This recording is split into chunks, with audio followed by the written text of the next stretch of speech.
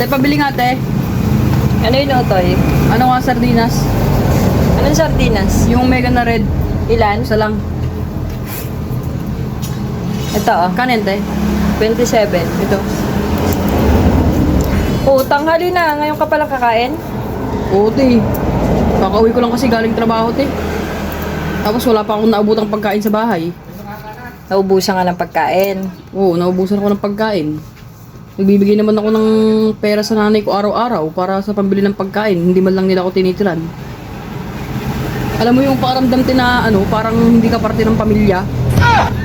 Grabe ka naman. Di ka lang natira ng ulam. Di na kagad pamilya. Te, araw-araw naman gano'n yung ginagawa nila sa akin, te. Araw-araw nila akong hindi tinitirhan. Eh, araw-araw ka nang palang nauubusan ng ulam. Eh, di ang gawin mo, bumili ka ng ulam na lang sa karinderya para pagka uwi mo, may pagkain kang makakain. Te, sabi ko nga sa'yo, nag-iiwan ako ng pera araw-araw, pambili ng pagkain namin lahat. Eh, ang mangyayari, ako yung nawawalan ng pagkain. Tapos minsan, umuwi ako ng bahay, tinanong ko yung nanay ko kung anong ulam. Sagot ba naman sa akin, titignan ko daw sa rep. Ako naman, na masunurin anak, pumunta sa kusina, hinanap yung rep. Te, wala kaming rep, te. Ibig sabihin, te, wala kaming ulam. Bakit ka pa kasi pumunta ng kusina? Yun pala, wala pala kayong rep. Eh, nawala sa isip ko, te, gutom na ako nun eh. Tapos, isang araw, tinanong ko ulit siya kung anong ulam. Sabi niya, masarap daw ang ulam namin, te. Eh, siyempre, excited ako, first time yun eh. Oh. Pagpunta ko ng kusina, te, nakatakip sa lamesa, pagbukas ko, tuyo.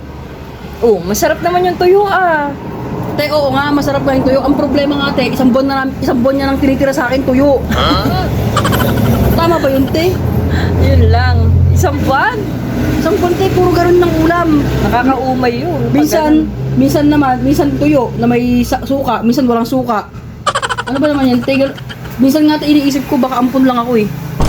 Grabe ka naman. Paano mo masabing ampon? Kamukha mo yung nanay mo. Yun nga, te. Iniisip ko na lang din na imposible kasi kamukha ko yung nanay ko para kami pinagbiyak na arinola, te. Ay, alam mo, te, yung pakiramdam na nagpapagod ka araw-araw para may pagkain ka. Ang ending, sila may pagkain, ikaw wala. Tama ba yun, te? Kaya nga, Utoy, ang gawin mo, pag uuwi ka na lang, bumili ka na lang ng ulam sa labas. Yun nga, te. Kasi nga, kung nangyayari naman pala sa'yo yun araw-araw, eh di ka na nang gawin mo para o kaya gawin mo, doon ka na lang kumain, o kaya kung ayaw mo kumain naman doon sa karinderya, di mag-take out ka na lang, para pagdating mo dyan, eh, may pagkain ka, para hindi ka nagre-reklamo. Hindi naman ako nagre-reklamo, te. Kaya nga sabi ko nga sa'yo, nagbibigay ako ng pera sa kanila. Ibig sabihin, te, wala nang natitira sa akin, konti na lang. Ibibili ko pa ng pagkain ko. Paano naman yung pangsarili kong, te, yung pangsarili kong luho, pangsarili kong bisyo, ganun. Wala na, te. Sige na, te. Oh, sige na.